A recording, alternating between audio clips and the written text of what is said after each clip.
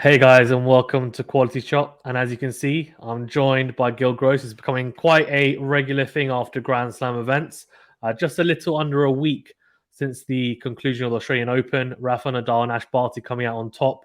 Ash Barty winning her first Australian Open, and Rafael Nadal, of course, his second and 21st Slam.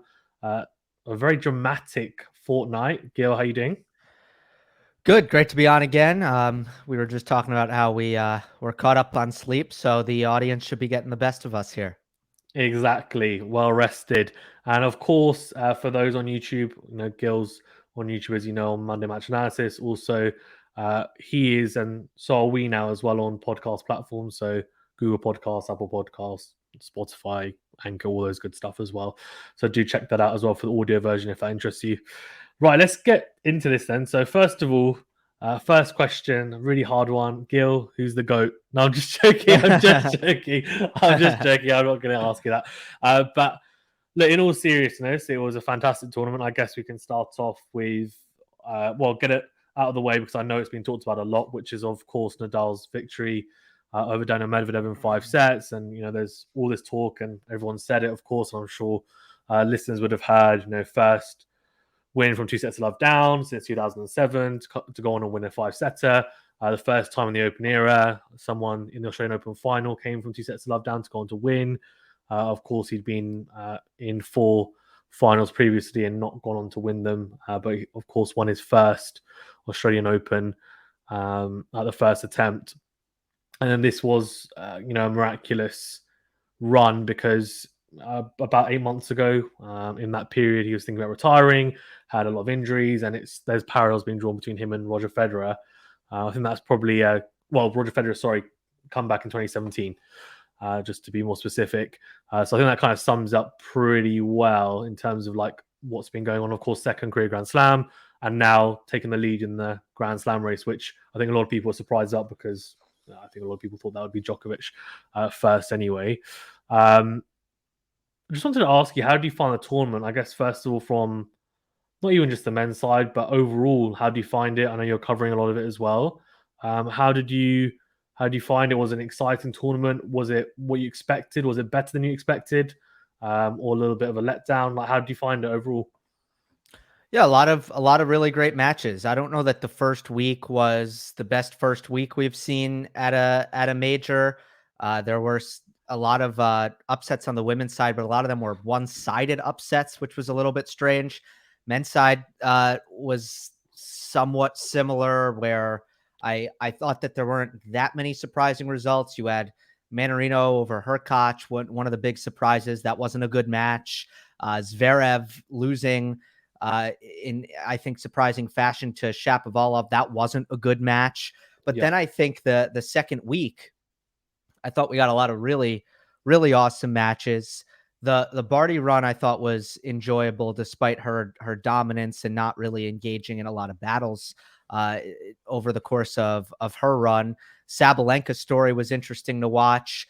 But on the men's side, I thought every round there was pretty much an A to A plus level match. I thought Medvedev Felix in the quarters was a tremendous match, A quality.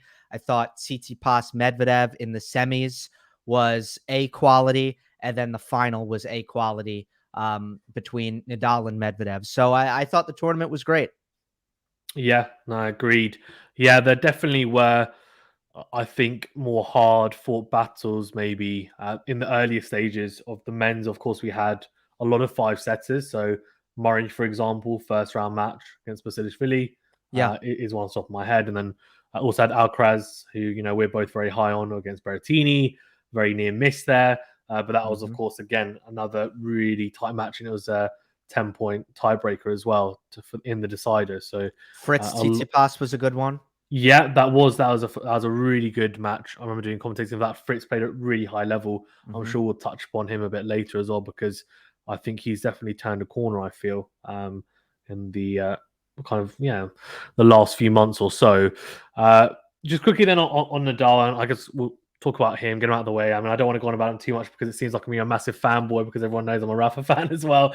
But more from you, I mean, what are your thoughts on it in terms of the accomplishment and also just the way that he went on to win it. I think a lot of people, even with Djokovic not there, not many people picked him as the winner.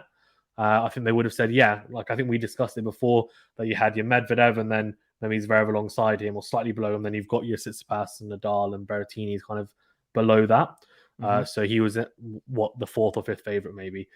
So how do you find it, and what do you think his level was like as well? And any surprise in his game, any adjustments? Obviously, second serve return position, for example, standing a lot further forward, which I really liked. Really enjoyed seeing that when he went back in some sets. I was like, stop doing that. No, go back forward. Don't go back to what you're doing. He's almost going to type. And the backhand I thought was really good. And of course, utilizing the net play, which we saw a lot against Medvedev, which is, of course, a tactic a lot of people use. But yeah, what do you think overall of it? Yeah, those are good ones. Definitely the tighter return position was an interesting one, something that I was really glad to see him utilize. And other than that, excuse me. Other than that, the speedy second serve I thought was a very interesting one, averaging over 100 miles per hour on his second serve points, which I haven't seen from him. But other than that, there were no hard, sharp turns from what we've seen since 2017 when Carlos Moya on board. It was really building upon all the things that they've worked on for Rafa's hard court game. And, the takeaways, I think, in the big picture is that it's another just incredible comeback from injury from Nadal, which we've seen so many times. It was his most unexpected major title run, in my opinion. I don't think objectively you could have picked him to win. I mean, with how difficult the Australian Open has been for him, if you listen to the things that Carlos Moya was describing when it comes to what the preparation was leading up to this tournament, the form that he was in Melbourne, where despite winning the title was clearly not at his best. And then, if you go back a couple weeks before then, the Abu Dhabi exhibition, clearly far from his best there, which it doesn't matter, but still, it's like there was no evidence that suggested that Nadal was going to win this tournament. And he just did. And I thought, as far as the final is concerned, it's another one of those matches where you can point to Nadal's effort, and it's just, all the technical stuff is necessary. You need it. You can't win a match without it. But it's another one of those matches where you can point to Nadal's tenacity and his hard work in matches and his willingness to suffer. It stole him that match. He does not win the match without that. And it's such an admirable way, I think, to come through tennis matches. And I thought he did dig deeper than Medvedev, and some things, went his way in the fifth set. He raised his level in the final three sets. All around, it was a great returning performance. The forehand and the backhand both clicked at certain points in that match.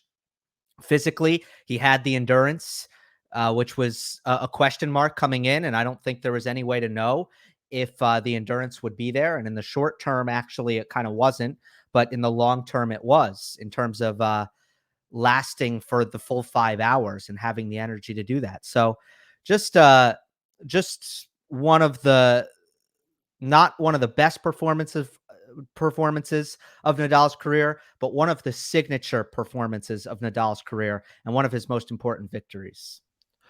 Yeah, agreed. I think a lot of people might say one of the most surprising as well. Maybe one of the most significant for sure. But yeah, it makes some really good points. And it's interesting because definitely dug deeper, I feel, in that final, but also paced himself better. Obviously, Medvedev cramping up towards the end. And I think the way that he played in bursts at the right times, and there were some points where he didn't really, for example, the Medvedev serve, he was 40 love up and there was a drop shot. There was a couple where he just wouldn't even go for the ball, which is really weird. Don't really see that much from him.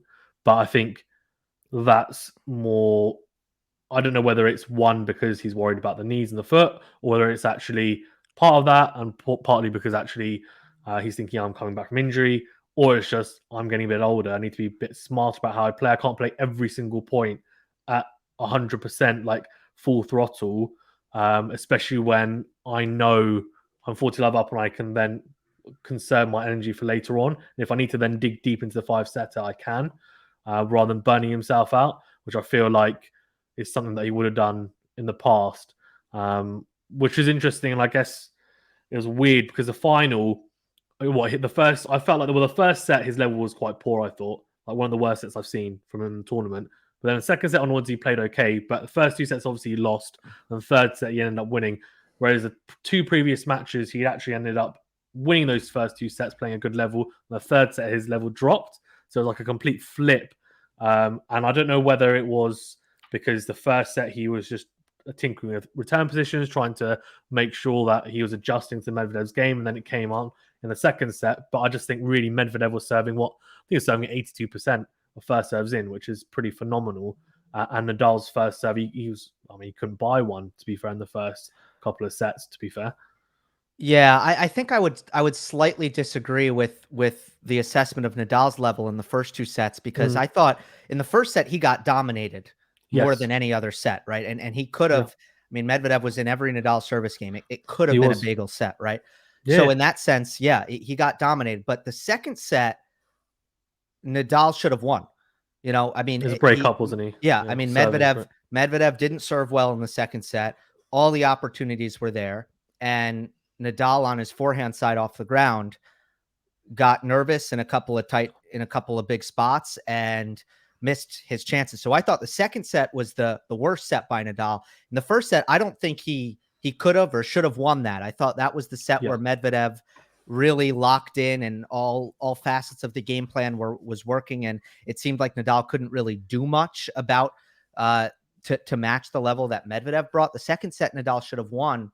And then in the third set, that is kind of where you started to see, after Nadal survived in the early going, you started to see the physical shift in the match where Medvedev couldn't really play the way he wanted to anymore. He had to kind of change things up a bit because he started to get tired, and Nadal took full advantage of that. And then as far as Nadal managing his energy, he's just now starting to do what 90% of players do. I mean, it's classic, fatigue management. When you're down 40 love, don't kill yourself to, just go for more. Don't play long rallies. I think he's just joining the club in that sense. And it's good. I don't think he's a genius for it. I think it's just now he's joining the club of players who don't process, isn't it? Exactly. And it's the smart thing to do. And it's good to see that, his natural instincts, I think, are putting him in a place where he's doing that now. Yeah, agreed. I mean, obviously Roger's already kind of had that instinct. That's why he's had that longevity. And Djokovic has realized it with the bulking up of the first serve and the serve volley, obviously dictating more. The forehands got bigger. Nadal, I think, tried to do it with the first serve. And you mentioned the second serve, obviously, is now a lot more bulky, touching the 100-mile-per-hour mark. And yes, he hit quite a few doubles in matches. I watched pretty much most of his matches from start to finish. But what it did mean is that when he was getting his serves in, he got a few easier, freer points, shorter points, which he was able to then utilize. Came to the net a lot more as well in the service games, served and volleyed, which he has been doing for a few years now. But obviously, when he first came on the tour, it wasn't something that you'd associate with him. And I think that is something that's really important. And the biggest thing, actually, from the juice side, he's starting to be really comfortable hitting the flatter serve out wide to the right-hander, which you think is not a serve you utilize as much because he's a left hand, you want to go into the backhand. But actually, when you hit that serve as a lefty flatter out to the right-hander, it's a really effective serve. And a lot of the times people struggle, and Medvedev struggled as well, to be fair, in the final. So definitely some positives and things that you can see he's been working on for a couple of years, but kind of came to fruition, not necessarily all at the same time, but all at the same time in the tournament. And we saw it over the course of it. So I thought that was impressive. And the fact he'd had the long layoff, I think, made it even more so. For Medvedev, what do you think of his tournament? I think obviously he was the favourite, maybe in addition to Zverev going to the tournament. But he had a really tough match against Felix, which could have gone either way. Had a tough match against Tsitsipas as well, but I think in the end, managed it nicely. Then came in against Nadal, obviously, 2 sets of love up, and you're thinking, okay, he's playing quite well. And then, as you said, enduring those issues. Also, not just physically, but I think mentally as well. The crowd, a lot of thumbs up, a lot of sarcasm, not very happy with how he's been treated with the crowd, which touch on a little bit as well by his post-match stuff. But What did you think about his level in the tournament and then also in the final as well? Do you think he'll be disappointed? Just generally, if he was to, if someone was to say to him before the start of the tournament, "You're going to make the final," do you think he'd be disappointed, or do you say, "Okay, that's kind of the least I should be doing. I don't mind that, but obviously I'd like to win it," or will he be thinking, "Look, I should have won that. That's a big, big missed opportunity." I think he'll be disappointed, especially just losing from 2 sets to love up. But I think more importantly, I think the big takeaway that he'll have from Australia is how much he struggled with the crowds. From my perspective, and we can talk about that. I mean, there's so many Yeah, things to get into with Medvedev, but from my perspective, this was a very positive tournament. Medvedev showed me some things that he hadn't showed me before, mostly in the Felix match. I mean, I had, you can't really point besides Nadal in 2019 in the US Open final. That was the first time he goes up against a good player and comes back from, in the best of 5 set format. What we've seen from Medvedev is a lot of 3-set wins, a lot of 3-set losses. That's just how it's been. So for him to come through a war to show that he's got the mental and the physical fortitude to come through a war against not Filip Krajinovic, but a fellow top player, I think was really important. And then Stefano Tsitsipas, I thought played great in that match in the yeah, semifinal, he did. Yeah, and Medvedev won, and that's he's got advantages over Tsitsipas on a court that fast, yeah, but he used them and he delivered, and I thought then a couple points in the final and he would have been lifting the trophy. So I thought it was a very successful tournament. With that being said, his flaws were very evident in the final. Um, he I think the physical deterioration was interesting. He started to feel some cramping, and I thought he probably could have dug a little bit deeper and fought through it a little bit better. I think Nadal would have if he was in Medvedev's position, for example. We also saw the finishing. Way too many balls short in the court, yeah, attackable positions, way too many volleys, not put away, not finished, ground strokes, not put away, getting countered, not making Nadal uncomfortable enough when trying to attack. So just the offensive repertoire, the offensive capabilities. We just saw that they're a little bit against a great defensive player like Nadal. He can really get exposed in that sense, especially as temperatures drop and the court conditions get a lot slower, which allows Nadal to run down even more balls. And then we finally saw the maturity issues, I think, with antagonizing the crowd, doing some things that were going to turn the crowd even more against him. Now, if he's going to play Nadal, the crowd's not going to be supportive. yeah. Nadal just being the beloved all-time great that he is, crowd's not going to be on Medvedev's side.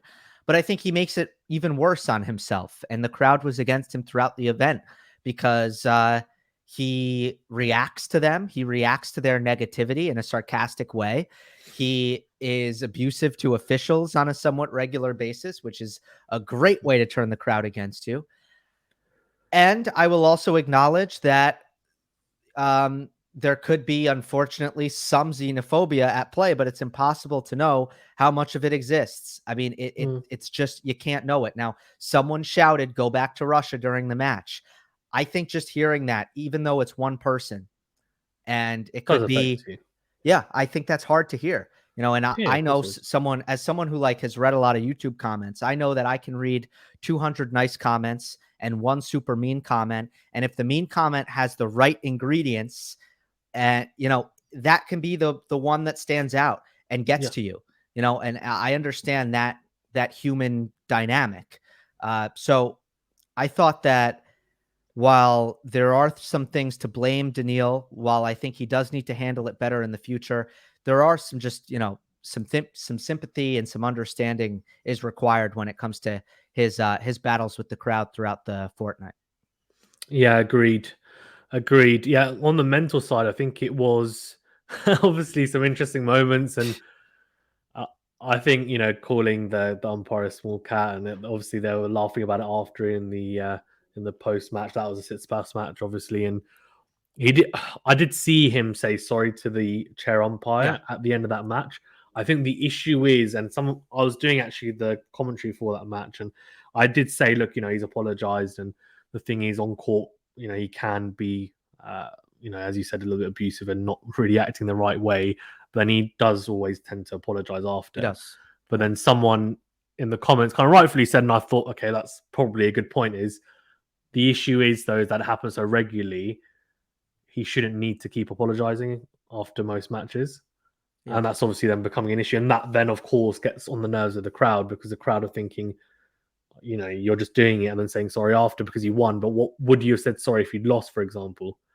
And that's a good point as well, right? Would he have? I don't know. So I'll assume yes. I'll obviously err on the side of, he's a human, and he's going to sympathize and have empathy with the chair umpire. But there's a few really weird things. One which is a bit more funny, which is him directing the ball boys and telling them that they need to have 2 balls in each hand in the final. Yeah, by the way, I mean, right now I was a ball boy at the U.S. Open. That's standard. I mean, is it okay? Yeah, so I just want to say, like, if the fact that he wanted that shouldn't be a problem. I mean, okay. It's called balancing the balls. Yeah, and it's you generally want to put 2 on. The server has 2. There are 6 balls on the court. Each ball kid in each corner should have 2. The reason why sometimes they won't have 2 is if the player is getting ready to serve very fast, you don't want to toss the ball across. Yeah. Before he serves. So yeah. I don't exactly know what happened there, but I will say from my ball person perspective, it's not an unusual request. Oh, fine. Okay. Fair enough. Yeah. I guess it's maybe because they pointed out, it might just be because he does serve very quickly for the most part. Daniel Medvedev. Yeah. I mean, some games are done in less than a minute, some of them, which is incredible. He serves really quickly. So that's probably why we don't see it as much as other players. They take their time. Obviously, someone like Nadal is complete opposite. Really does run the shot clock close. But yeah, the mental aspect was really interesting. And obviously, I kind of feel like after the US Open win, maybe he feels like he should get a little bit more respect and a kind of adoration from the crowd. And it's weird because I never really felt like he was that type of person who really cared about the crowd. The fact that he would antagonize the crowd, it was almost like, he didn't care. Yeah. And he was happy to be the villain almost. But I feel that there's been a shift in mentality, or maybe it was always there, but now it's more open that, I'm a Grand Slam champion now. I should be show me a little bit of respect. And there was obviously that, the post-match press conference where he said that obviously his dream had died, and there was that story he told about being a kid from Russia and saying that. I think I think I'm fair in saying that he implied that really doesn't care about the crowd and whether they support him or not, but he's just going to play for himself. And he said a couple of things like, I'll play a tournament in Moscow, and if that means I have to miss Wimbledon, Roland Garros, I will. I mean, I think, again, it's kind of said in the moment, and I think Nadal also said, look, I think, he is upset and it's understandable, but yeah, I'm sure we'll see him at those tournaments. And what did you think of those comments, just generally? I mean, I think for me, it's just upsetting that he feels that way. And like, it was quite a heartbreaking story. I mean, if you take it, isolate it from everything else, it's sad to hear someone say that. But what do you think of the comments? And do you think is I reacting a little bit, or do you think it's just an emotional response? And what are your thoughts generally? Right. Yeah. I think what Nadal said is correct. And like I said the same thing after Shapovalov said those things about Nadal after the match. And I mean, some Nadal fans were mad that almost like I was defending Shapo.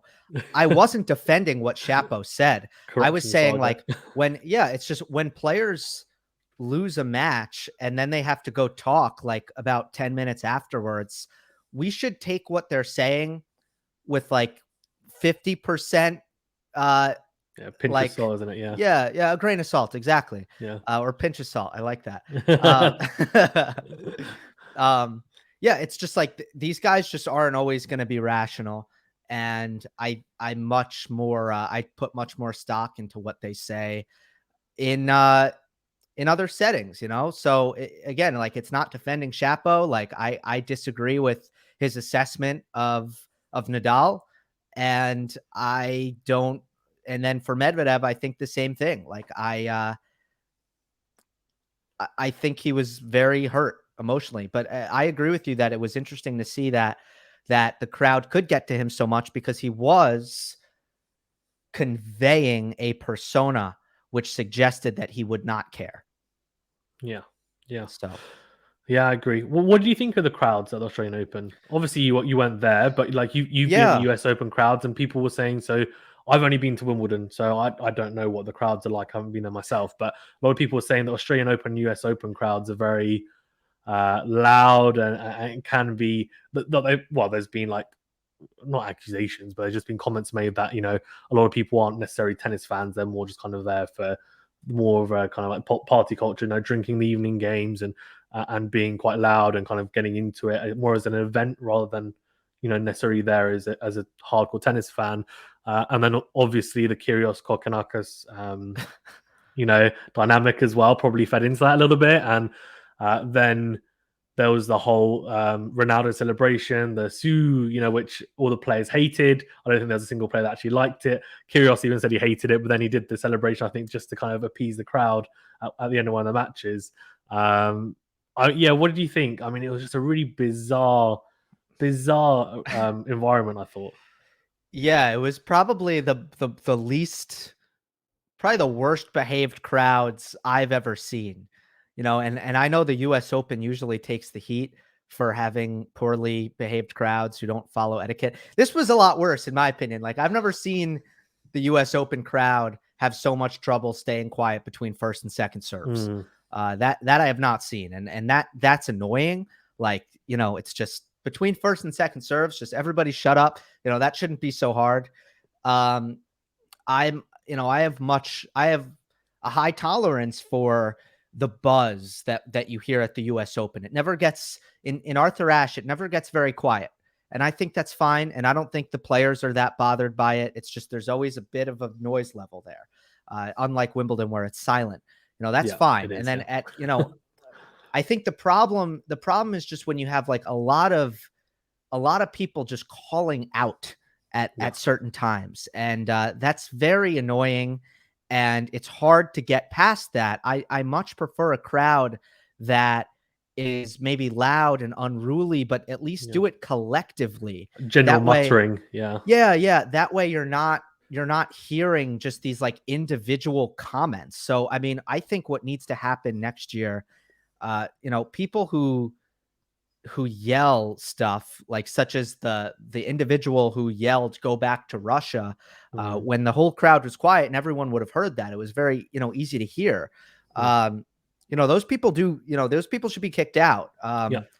So that is, I think, what it needs to take. I thought there were a lot more individually. There was a lot more audience disruption than you would like to see.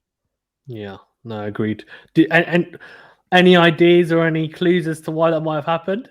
Or do you think it was just one of those things or it just came into it? Because I have absolutely no idea it happened. Obviously, the Ronaldo celebration as well, no connection whatsoever. Not sure how it came about and sounded like booing as well, which made it even worse. But yeah, I mean, do you think there was a reason for it? Or was it just a case of the Australians had been locked down for a long time and it was like, you know what, party time? And they just kind of went wild. Look, I'm thinking about this for the first time, but I think that there has been a lot of issues with crowd behavior since lockdowns, since the pandemic. And I thought there were, in the NBA playoffs, I thought last year there were some issues. And I think that's my best guess. I don't know, but yeah, my best guess is people are getting too crazy after being, staying in for a while and being locked down. I think that's strange. I haven't felt that, and but that's just it's weird. I'm not sure, but that seems to be what it is, because I don't know how it's been in the other sports that you follow, but I do think we've seen more unruly crowds since the lockdowns. Yeah, no, I agree. Escapism leads, especially in the evening games, leads to drinking, which then leads to unruliness. So I think it's all linked, to be fair, probably, I'd imagine. Actually, something's come to mind, and it's all hypothetical and it's a bit of a weird question, but I thought I'd ask because I need to try and keep myself impartial as well. In a hypothetical scenario, so Djokovic, he goes through all of the things that he went through before the Australian Open. So he only has maybe like a day to practice properly, let's say, or two. He plays Australian Open. Do you still think Rafa Nadal will be talking about him winning the Australian Open? If what was the hypothetical? If Djokovic plays, he plays Oh, Australian Open, but he goes through the whole saga to say, got it. obviously, still be in tension, everything. He only has like 2 days of practice maximum. Right. Would we be sitting here? Do you think we'd be sitting here saying Nadal wins the Australian Open still?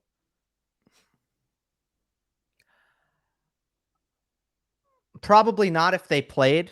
I think if Mm. Djokovic and Nadal played, probably not. You know, I've said this for a very, very long time now. I don't think it X's and O's wise. I think it's a troublesome matchup for Nadal. I think Medvedev is an easier matchup for Nadal given the court position that Nadal's very good at taking advantage of. Serve and volley, the sharp angles on the forehand side, the drop shot mastery which Nadal has developed recently.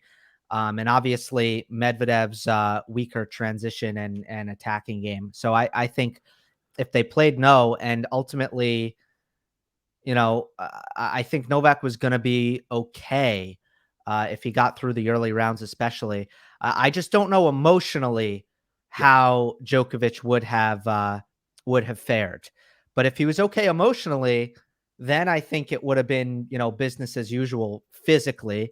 And from a tennis perspective, I thought he was going to be fine, in my opinion. So it's hard to say.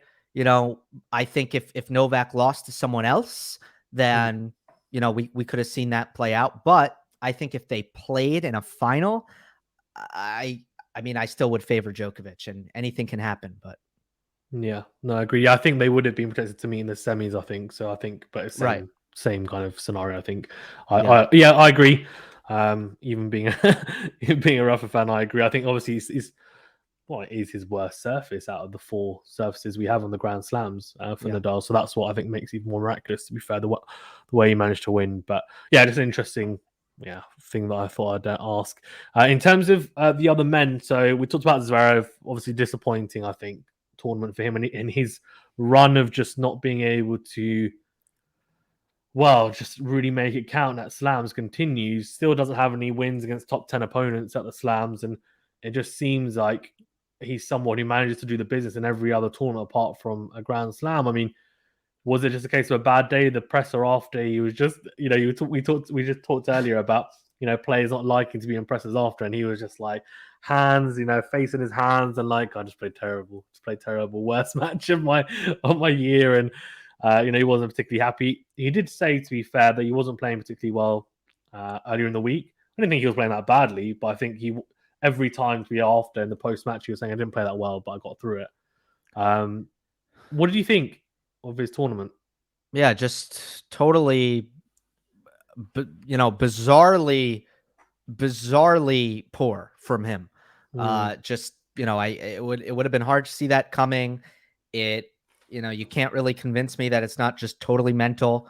Yeah. And it's just, again, just a major pressure of a major getting to him, which I think early in his career, what we saw is a lot of Zverev getting upset and a lot of 5-setters. And, there was a narrative that was built early on in Zverev's career that he doesn't play well in majors.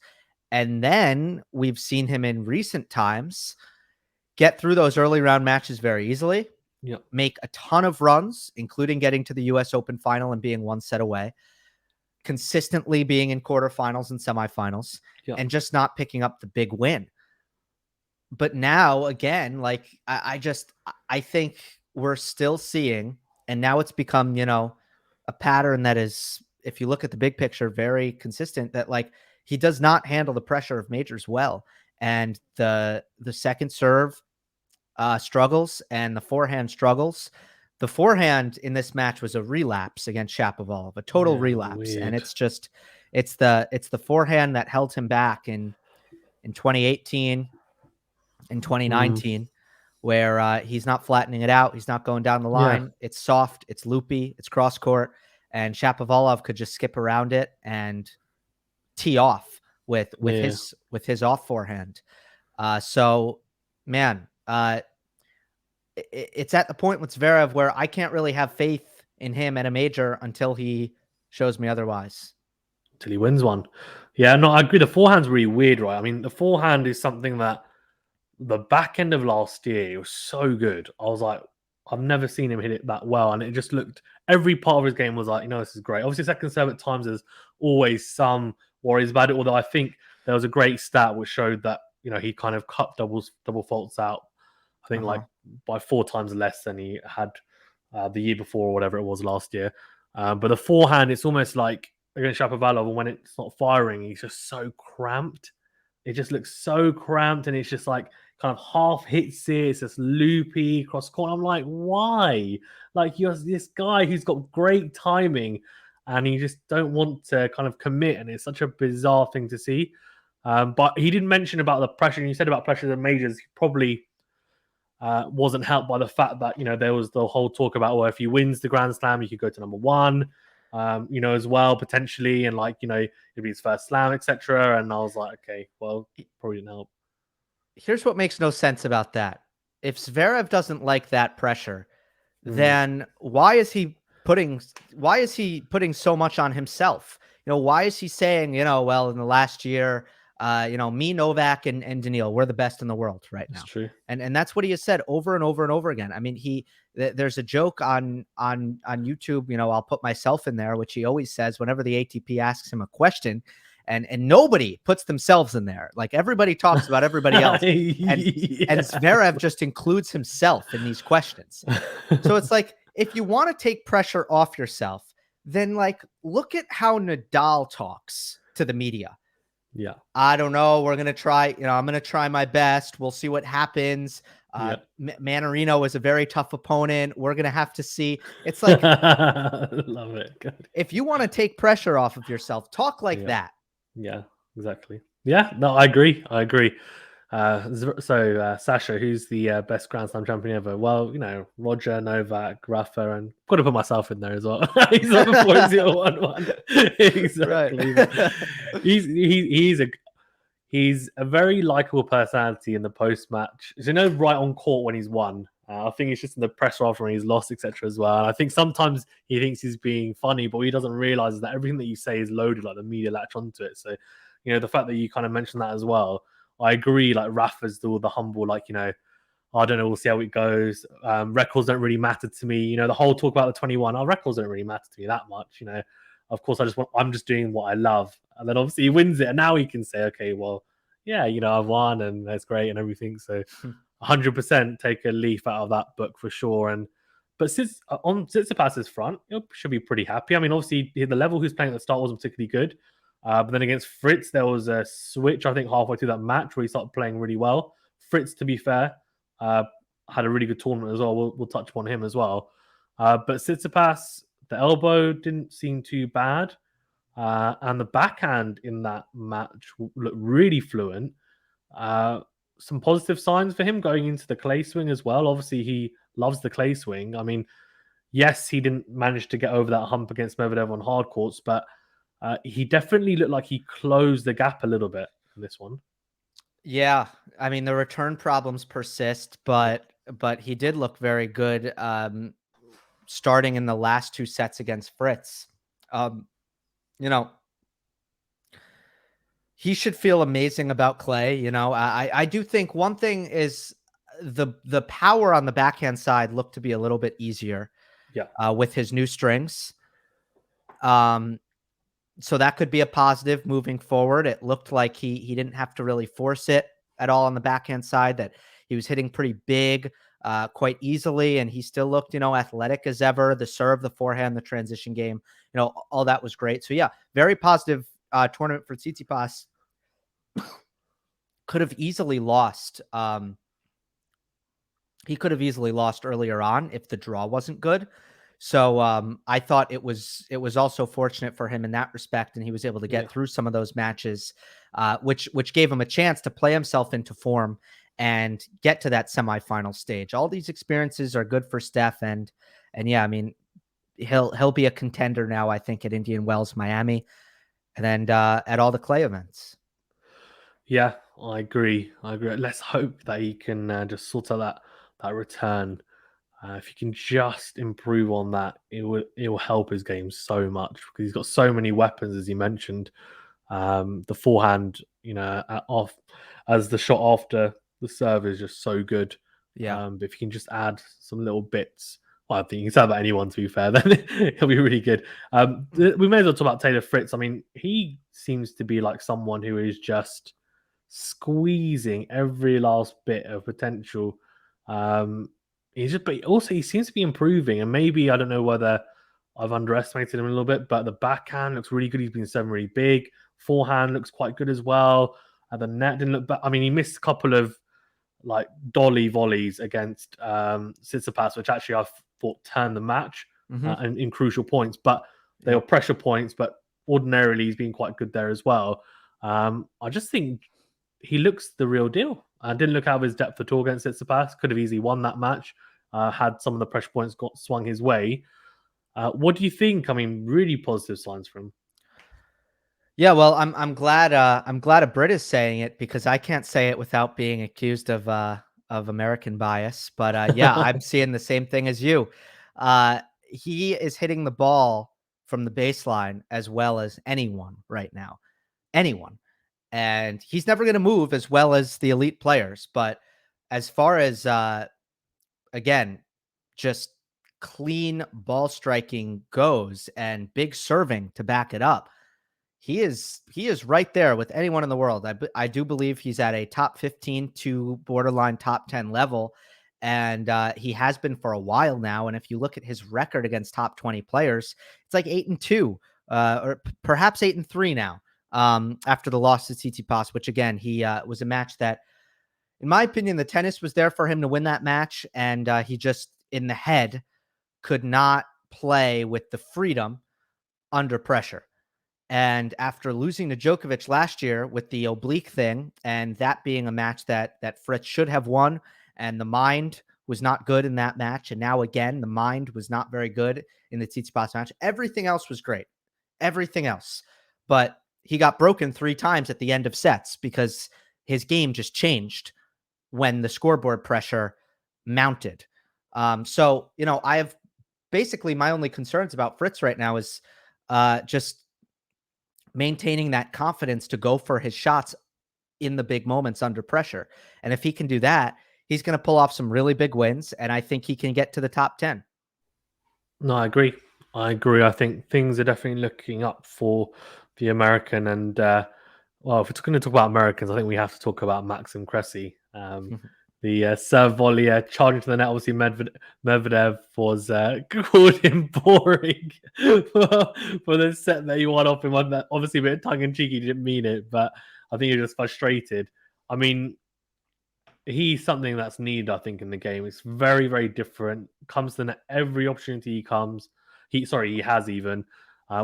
In an era where we've had so many baseliners, people that want to stay back. I mean, Medvedev's a really good example because he really doesn't want to come to the net. At times, he can hit an approach shot and come in. He doesn't. He'll hit that shot and then come back. But Maxim Cressy, completely the opposite. I mean, it's really exciting to watch. Surely, as well, it's something that we need in the game. It's refreshing, right?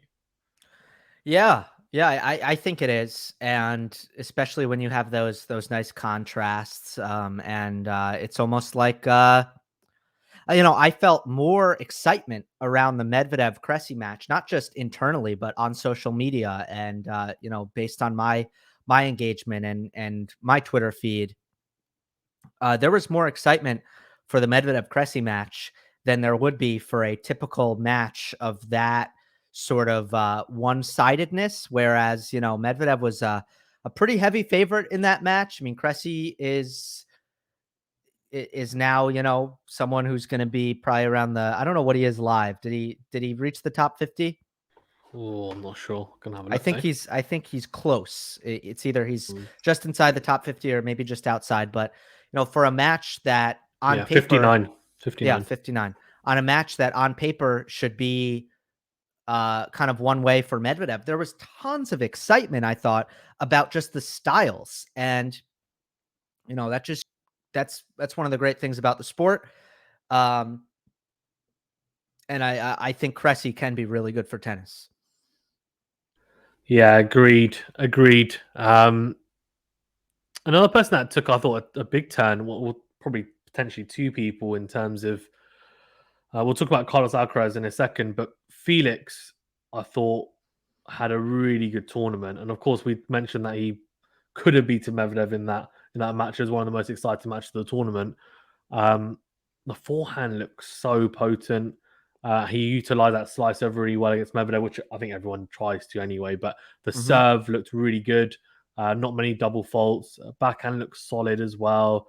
It struggled in the past, broken down in the past, and he's had a lot of unforced errors. The first few rounds, he did have a lot of unforced errors. I think it was like 80 combined over two matches, and then he kept on going. I think And it as the was. I think it was 125. Oh, 125. Okay, well Yeah. there we go.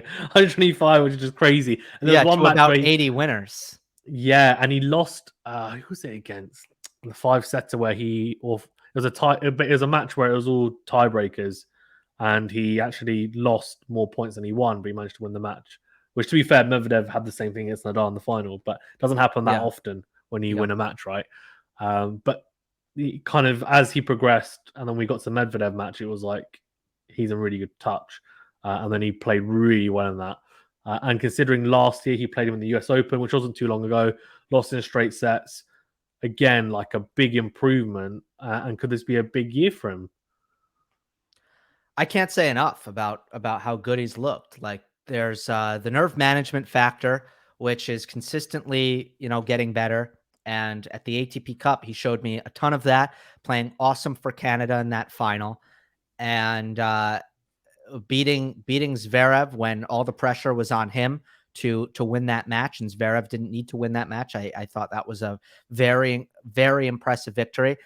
And then from a tactical standpoint, what I love most about him is he's becoming dynamic in his court position. He's willing to defend and use his athleticism. He's willing to back up and maximize his court coverage when he senses that he's going to need to dig in and defend. His transition game is getting better. He's moving forward a lot better. And his just general point construction is getting better. He's hitting his forehand with more safety because he feels like he doesn't need to finish points on his forehand side early in rallies as much anymore, because he's confident in his defense and his legs, and he's confident in his volley if he needs to play a volley instead of finishing on the forehand. All of these things are very positive signs. I also thought that the returning was very impressive against Medvedev. He's an underrated returner. He's extremely athletic out of his split step. So it's very difficult to get serves by him. And I love the way he stays compact on his return of serve. So I think he's the player in 2022 who has been the most eye-opening, or has changed the most, developed the most in the offseason. It's got to be FAA. I think he's going to win a title very fast, and he's going to make big moves this year. Yeah, no, agreed. I mean, I was going to say, he might make a semi-final of a slam. He's already done that last year. So, I mean, who knows? Could make a final. We'll see. I mean, he hasn't won a match at Roland Garros yet. So that's probably a good first step for him. Wimbledon, I think he's a top. He could be potentially, depending on how it goes in the next couple, the next three or so months, could be a top 3 contender. Be cool. I like it. Yeah, he could be. He does like that surface. Saw him live, and it was pretty damn good, to be honest with you. Berrettini played obviously against Alcaraz in that ridiculously competitive 5-setter. Alcaraz obviously not quite getting it done in the end. What do you think of Alcaraz? You're a big fan of his. I'm sure you are keeping a close eye on him. What do you think? He looked like he bulked up a little bit. Obviously, really close to winning that match. I actually backed him. I know you did as well, if I'm not mistaken. Didn't quite manage to go over the line, but some really positive signs that he's trending in the right direction and looking dangerous the rest of the year. Yeah, I really like that he's focused on his fitness, not because fitness was a weakness at all, but that's something where it's impossible to be too fit. It's impossible to focus on fitness too much. I think it's so important. As long as you have all the tools, you have all the shots. Like I really do think that fitness is going to be what ultimately, and athleticism is going to be ultimately what separates you. And I think it has separated Federer, Nadal, Djokovic, and Murray for an entire era there. Mm. And in terms of the Berrettini match, he lost it because he's young, young and inexperienced. He was too excited. He was overplaying, overhitting, and just missing every second forehand long. Just wasn't calm enough, didn't have the right mentality or mindset coming into that match. And then once he was down 2-0, he settled down and corrected himself and won the next 2 sets. And then in the 5th set, Berrettini had a great serving set, had a good serve plus 1 set. And if Berrettini does everything perfectly, you're going to play a tiebreak. You're just not going to break his serve. So they get to a tiebreak. Matteo, very clutch, wins the breaker. I thought Alcaraz was the better player in that match for the last 3 sets, and just his inexperience showed early on.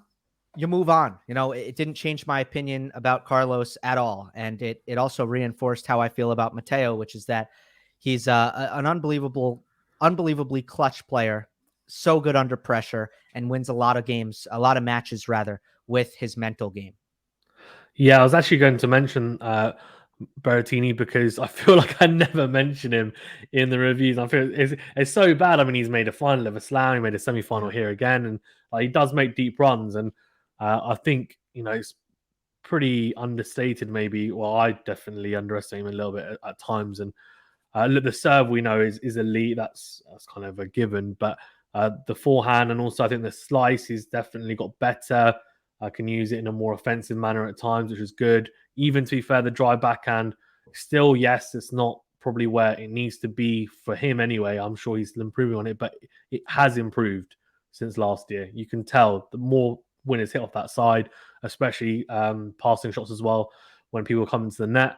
And as you said, yeah, the pressure points he tends to play extremely well. He doesn't really let the pressure get to him.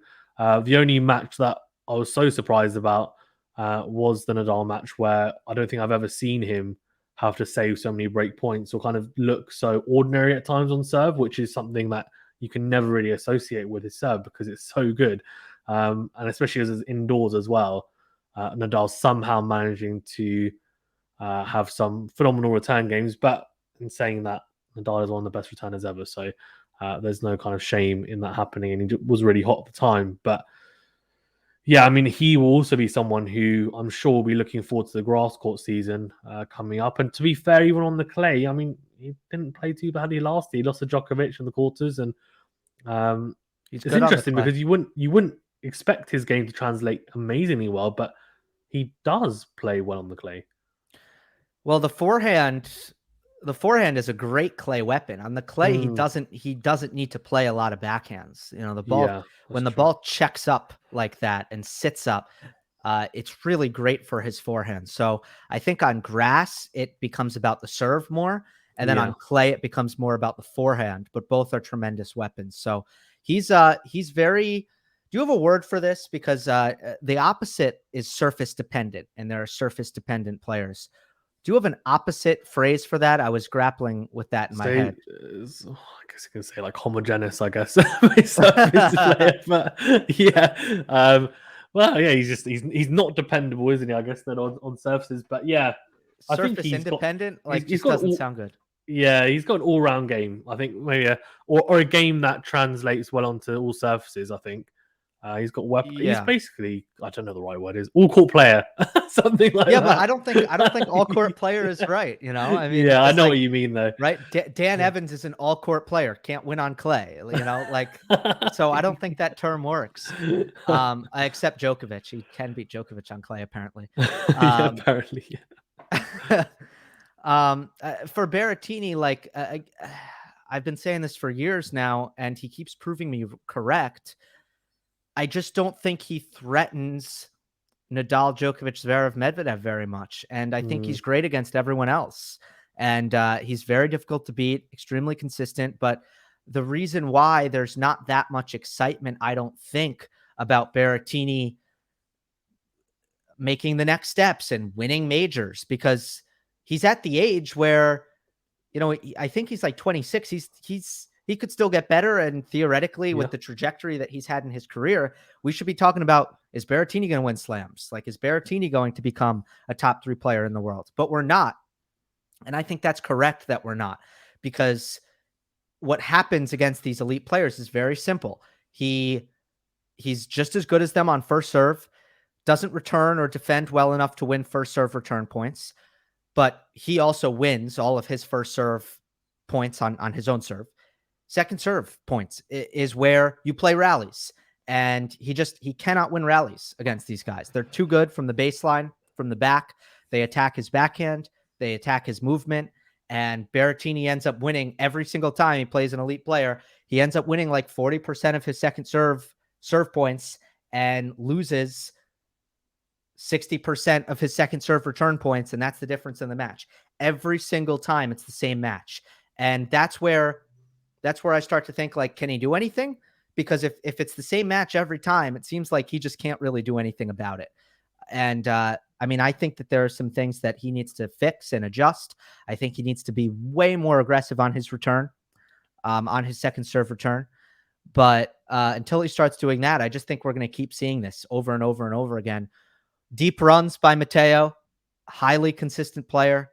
A couple of guys is just not going to really threaten. Yeah, take that, Berrettini fans. Not joking. I like him. I'm a fan of him, you know? I know. I'm just joking. Yeah. No, I agree with you. I think it's interesting as well, because what can you do to change it? I mean, can you go big on the second serve? I mean, it's not a particularly weak second serve. I just think people, as you say, they managed to get into the rallies. It's a great second serve. Yeah, Nadal stepped in though, right? I mean, Nadal was literally, for 3 of those sets, he was standing on the baseline against Berrettini's second serve. Not fine, yeah, he's a great returner, but he's not used to doing that. The fact that he managed to do that, as you say, it's not a bad second serve at all. So then, is it because he's not hitting his spots well enough on the second serve, or is it just, as you say, he doesn't back it up well enough, and he's just not able to make forehands behind that second serve, because people are able to at least maneuver the ball into the backhand corner. So, yeah, I don't know. Most aren't, though. Most aren't. Most aren't. You know. Yeah, it's the elite. Sorry, it's the elite players. Right. Even. Sorry. Yeah. Right. Yeah. It's when he plays a Nadal, when he plays a Djokovic, he's going to hit a backhand behind his second serve, which isn't true against players who don't have that capability. Agreed. Yeah. So. Interesting to see whether he's able to get over that hurdle, but yeah, I mean, it's not a bad place to be, is it? I mean, to be honest with you, he could still win a slam if a couple of those guys go out early on, which could easily happen. Draw opens up, and next thing you know, Berrettini's winning a slam. So it's not the end of the world, and who knows? Maybe he's able to improve his backhand even more. As you said, he's only 26, so a lot of times still yet. Do you know what? We have to talk about Gill Monfils. Renaissance of Gill Monfils. How could I have forgotten him? I mean, what a tournament. I really thought... it almost seems like I'm just hating on Berrettini because I backed Monfils as well. But Monfils had a great tournament. And I know after, there's a lot of hype around, and he said, I don't need to win 21. Sounds like I win one. And there's obviously a little bit of that, and people thinking, he's really going to win one. But the way that he's been playing, I think, the way that he's adapted his game, it's more aggressive. The forehand looks really good. Just all around the mentality, looks like he's really enjoying his tennis. And what do you think of it all? Well, it's great for tennis. I'm so happy to see that he's in a good place. And I thought we started to see this right before the pandemic, where his shot selection and his point construction really got good. And he's a really great ball striker. And a good returner as well. So it wasn't just about the athleticism always, but he just didn't know what shots to play and when ever. And now that he has started to understand how he needs to construct points and what his intention needs to be on a shot in and shot out basis, it's a totally different Monfils. Now, the next thing is not letting, I guess executing that when the nerves kick in, because when the nerves have kicked in, I've just seen kind of the old Monfils come back, where he's just either super passive or sometimes stupidly overly aggressive. And he just needs to find that balance under pressure. And if he can, he's going to be a very, very tough out. I love how efficient he was early on at this major. A lot of the time, his focus has prevented him from winning quick matches, but he was very focused early on in this event, and that saved his physicality, which I think held up till the very end. Even against Berrettini, fifth set quarterfinal, his legs were still under him for the most part. That was really good to see.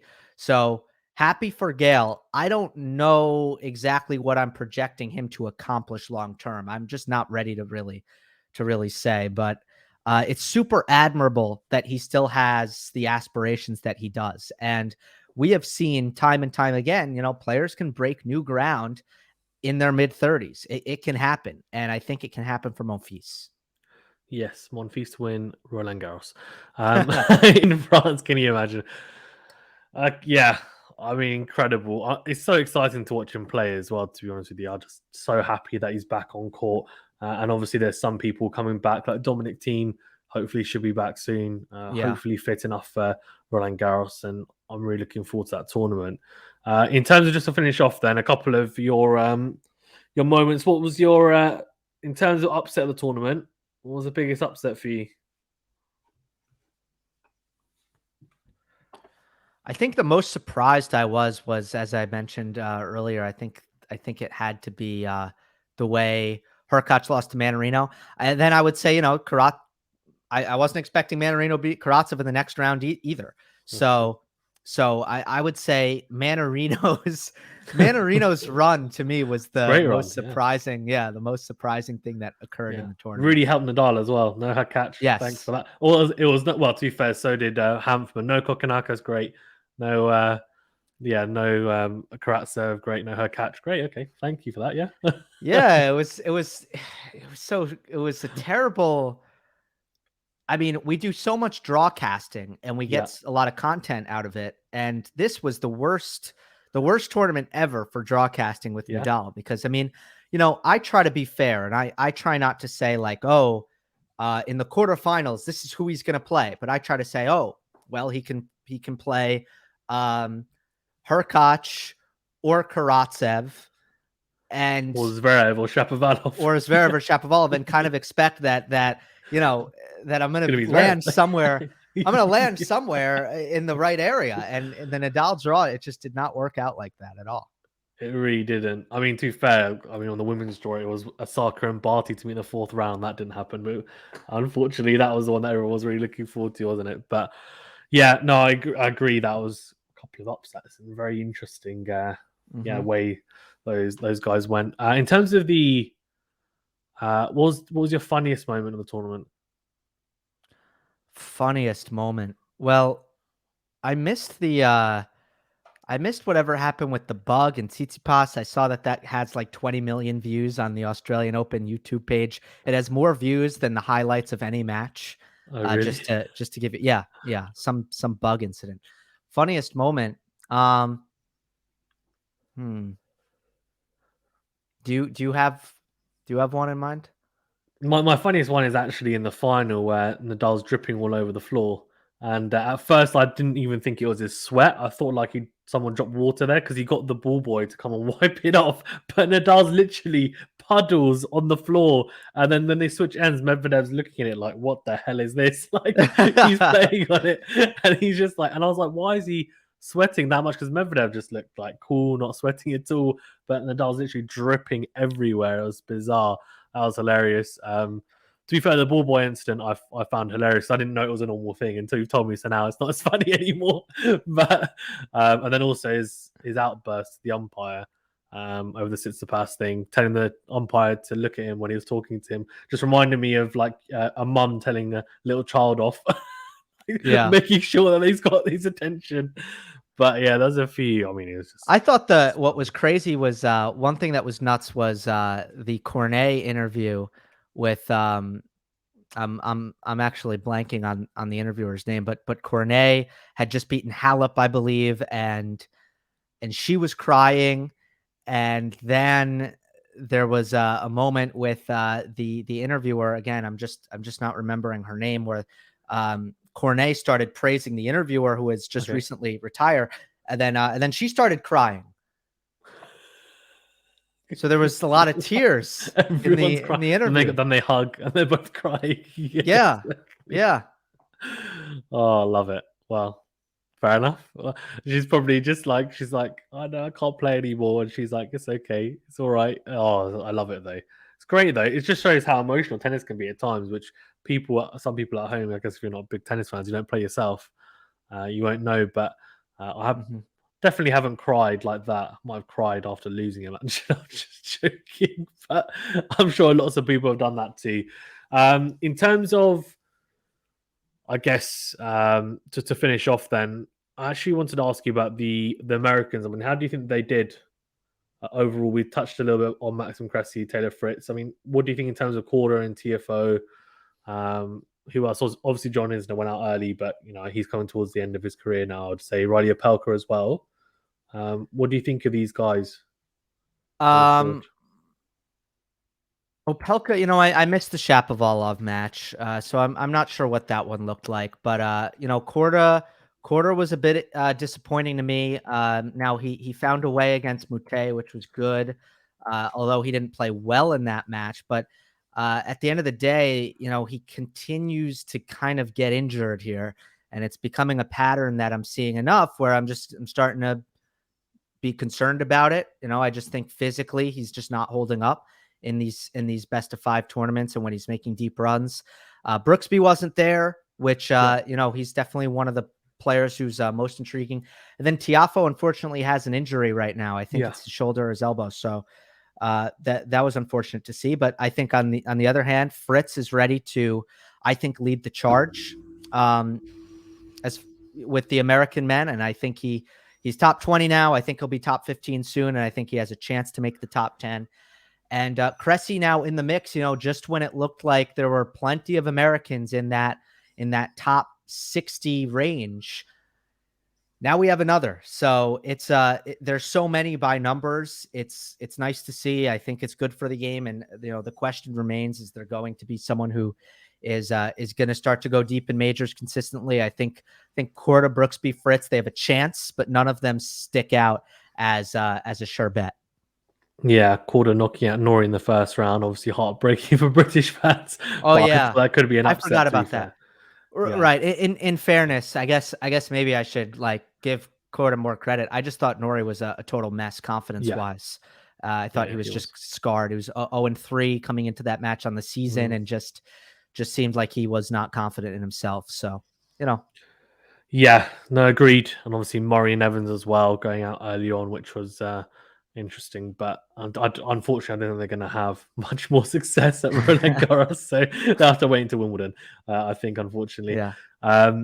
Yeah, thanks, Gill. Really appreciate you being on as always. Is there anything you want to touch upon before we wrap up? Thought we hit a lot, and always good to talk tennis with you, Faizan. So we'll do it again soon. Yeah, definitely. No, thanks again. Really appreciate it, guys. Of course, please do check out Gill, which is Gill Gross, even on YouTube, Monday Match Analysis, and also check him out on Twitter and on all good podcast platforms as well. As I said at the start of the video as well, we are now on podcast platforms if you do want to listen to us, but we're also on YouTube as always. And of course, Gill, part of the 3 Tennis podcast, which went over some fantastic points and conversations with Amy Lundy and Joel Drucker, especially given Nadal won the Australian Open. So a lot of content around that as well. But yeah, thank you very much, guys, for tuning in. Stay safe and well, and I'll see you soon.